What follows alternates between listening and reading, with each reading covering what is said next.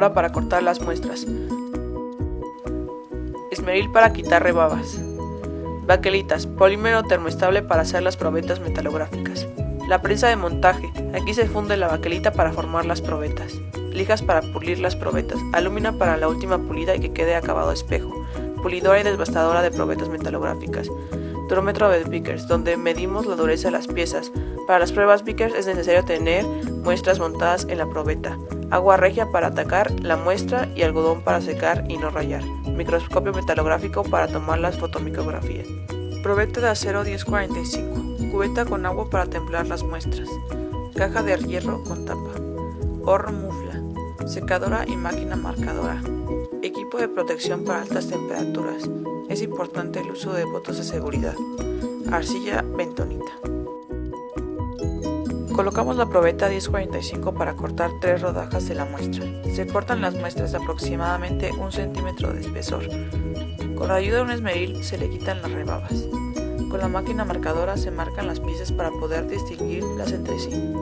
Se tritura el carbón y se mezcla con sustancias como el carbón y carbonatos. Se debe agregar 83 a 87% de carbón vegetal, de 2 a 3% de carbonato de sodio, de 10 a 12% de carbonato de bario y de 3 a 4% de carbonato de calcio. Una vez que tenemos la mezcla, checamos que sea suficiente para llenar nuestra caja de hierro. Se vacía y se agrega una capa al inferior de la caja como si fuera una base para las muestras. Se colocan las muestras dejando espacio entre ellas.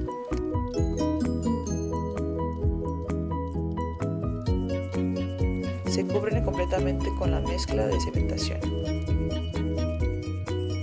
Se le dan pequeños golpes a la pieza para que se comprima y acomode un poco la mezcla de cementación. Una vez llena la caja, se sella con arcilla o bentonita. Se debe cubrir todos los espacios y sellar bien. Una vez bien sellada, se deja secar. Se calienta la mufla. Se debe calentar aproximadamente 2 horas antes para que alcance la temperatura de 900 grados. Una vez alcanzada la temperatura, se mete la caja con las muestras y se deja a 900 grados centígrados por 12 horas. En este caso, las muestras se metieron a las 8 de la noche y se sacaron a las 8 de la mañana. Usando el equipo de seguridad, se coloca la caja con las muestras. Con ayuda de las pinzas se voltea la caja y se buscan las piezas. Se colocan sobre otro metal para enfriar más rápido. Una vez frías, se cortan a la mitad con la cortadora. Se les quita la rebaba con el esmeril. Una vez cortada, se guarda una mitad y se mete la otra a recalentar hasta la temperatura de cristalización, que son 800 grados, durante 15 minutos. Pasando ese tiempo, se sacan del horno y se templan en una cubeta con agua. Se mete y se le da vueltas dentro del agua para enfriarse más fácil. Una vez templadas, se revienen a 200 grados centígrados por 15 minutos. Nuevamente se dejan enfriar a temperatura ambiente. Una vez que las muestras estén frías, se montan en probetas metalográficas.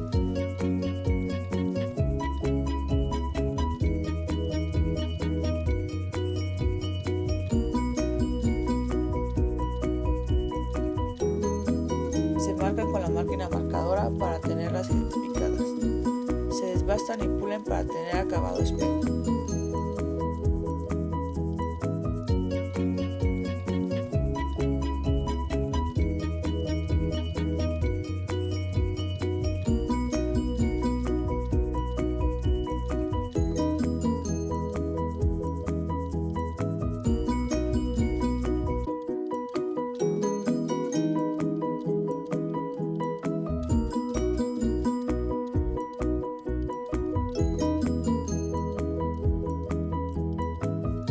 Una vez que se obtuvieron el acabado espejo, se midieron las muestras en el durómetro de Vickers. La dureza se tomó del borde de la pieza hacia adentro, moviéndose 5 micrómetros cada vez. Se anotaron las durezas para cada pieza para compararlas entre sí. Una vez obtenidas las durezas, se atacaron las muestras con agua regia para poder ver los granos en el microscopio.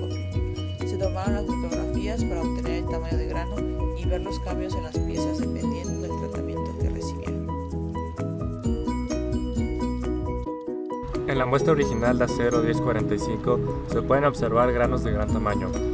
No existe dispersión, sin embargo sí algunas zonas laminares. En las piezas que únicamente estuvieron en el horno, se puede observar dispersión y diferentes tamaños de partículas. El que haya diferentes tamaños de partículas quiere decir que hay diferentes tipos de fases presentes. También se observa una coloración azul y negra. Esto es porque hay exceso de carbono en estas áreas. Donde se observa una mayor concentración es en donde la pieza se encontraba más cercana al carbono dentro de la caja. En la pieza revenida se observa una dispersión mucho más uniforme y no hay como tal concentraciones de carbono tan significativas como en las muestras que únicamente estuvieron en el horno. A continuación podemos observar los resultados de las mediciones de la dureza de Vickers sobre las dos piezas revenidas. Con las mediciones hechas no se logra distinguir algún patrón en específico en la pieza, es decir, si se va totalmente en aumento o no conforme se midió a partir de la orilla hacia el interior o viceversa. Se puede decir que la pieza tiene una dureza proporcionada.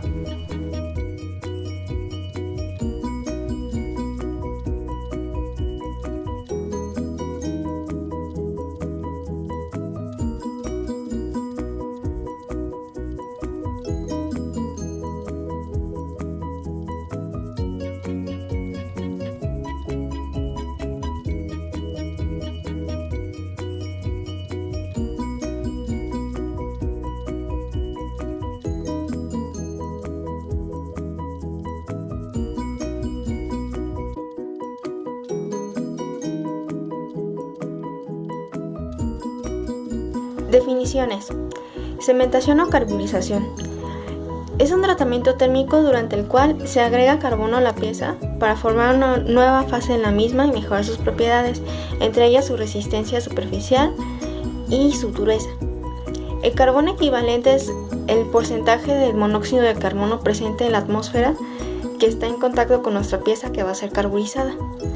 El carbono equivalente es una fórmula que nos permite evaluar las propiedades de una pieza que es un acero que no solamente tiene carbono sino también otros elementos. Para sacar el equivalente de carbono utilizamos algunas fórmulas como esta, donde dependiendo del porcentaje de otros elementos como molibdeno, silicio, podemos encontrar un equivalente en carbono. El potencial de la capa cementada es una zona con contenido de carbono superior al acero. La capa dura es una zona superficial con una dureza de 58-60 Rockwell-C con un porcentaje de carbono de 0.5 a 0.8%. El temple es un procedimiento mediante el cual una pieza que se encuentra a una temperatura muy alta es súbitamente enfriada. Antiguamente solamente se utilizaba agua para realizar este procedimiento al sumergir la pieza en ella, pero ahora también utilizamos aceite. El revenido es un proceso de baja temperatura mediante el cual reducimos la dureza de la martensita, permitiendo que se empiece a descomponer en los componentes de fases y que sí están en equilibrio. La difusión es un fenómeno mediante el cual las partículas que forman una pieza se empiezan a mover a través de ella. Esta depende de la temperatura, de la superficie y de las concentraciones. Las aplicaciones de la cementación en la industria metalmecánica siempre van a estar enfocadas a piezas que necesitan tener una alta resistencia a su superficie, pero mantener un centro más blando. Por ejemplo, engranes o flechas que van a estar sometidos a muchísimo rozamiento. Para la cementación, generalmente se utilizan aceros con bajo contenido de carbono, o sea, menos del 0.25%, con el propósito de elevar su nivel de carbono. Los aceros con bajo contenido de carbono tienden a conservar mejor la tenacidad del núcleo. Generalmente se utilizan aceros con cromo o cromo-níquel, ya que estos tienden a responder mejor al proceso de cementación, por sus cualidades mecánicas y su composición. Sin embargo, un contenido de níquel superior al 5% puede impactar negativamente el proceso de cementación, porque puede volverlo muy lento. Los principales tipos de cementación son la cementación en medio sólido o la cementación gaseosa. La cementación en medio sólido, que fue la que hicimos en la práctica, es más barata y es relativamente sencilla y no requiere mucho equipo especializado. Se utiliza más para piezas individuales.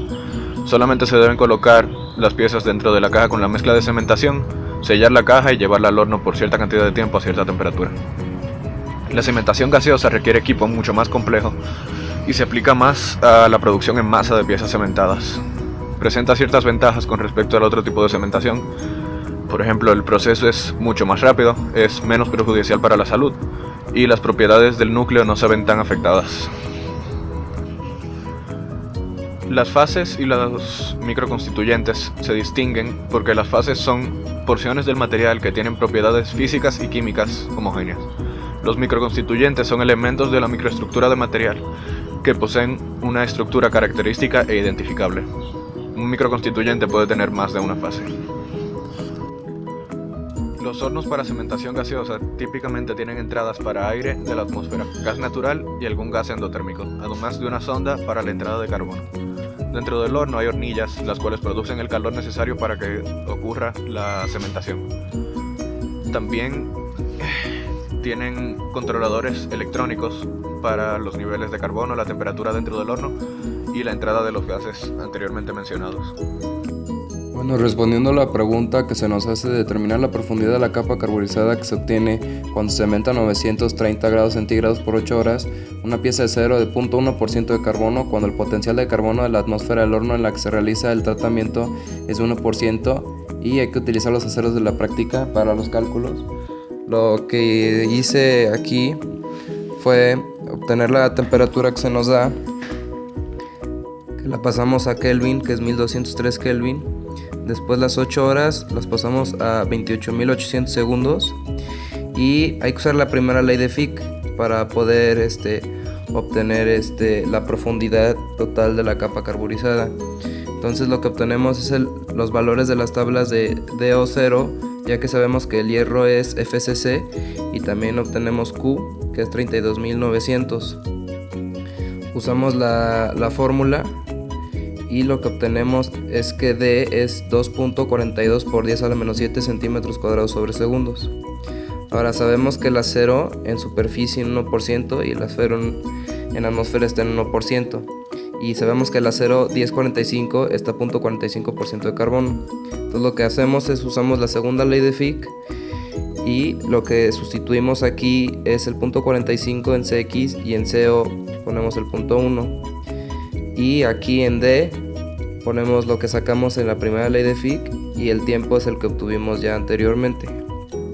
Tenemos que es 11 sobre 18 es igual al error de X sobre .1669. Hay que hacer una interpolación y con los valores de tablas obtenemos que RF es igual a 0.6123, que es igual a X sobre .1669. Pasando este valor a este lado obtenemos que X es igual a 0.10223 centímetros, que esa va a ser la profundidad total de la capa carburizada. Bueno, después de haber investigado las aplicaciones de las piezas cementadas que se usan de acero o de grado maquinaria, encontramos que hay aceros para la cementación del carbono. Las aplicaciones para la cementación del carbono son piezas de poco para cargar y de espesor reducido, de poca responsabilidad y escasa tenacidad del núcleo. También hay aceros para la cementación de cromo y níquel, y esas aplicaciones son piezas de gran resistencia en el núcleo y que tengan buena tenacidad, y pues, elementos de máquinas, motores, engranajes, levas, entre otras. También hay aceros para cementación del cromio y el molíbdeno, y esas aplicaciones son para piezas de automóvil y maquinaria de gran dureza superficial, núcleo resistente, piezas que sufran un gran desgaste y transmiten esfuerzos elevados, engranajes, levas, entre otros. Y también están los aceros para cementación de cromio, níquel y molíbdeno, y sus aplicaciones son piezas de grandes dimensiones de alta resistencia y dureza superficial, máquinas y motores de máxima responsabilidad, como ruedas dentadas, entre otras. Bueno, como conclusión general, pues se me hizo muy interesante el que tuvimos que estar asistiendo varias veces al laboratorio para hacer el proceso de cementación en caja, que fue el que se escogió porque era algo más sencillo. Se me hizo interesante también que fue un proceso demasiado largo, donde teníamos que esperar para que la pieza estuviera cementada, para después de ahí hacer todos los procesos que ya conocemos, que era pues lijar la pieza, pulir la pieza, hacer la prueba de dureza de Vickers y al final hacer el ataque químico para ver las micrografías y ver su tamaño de grano.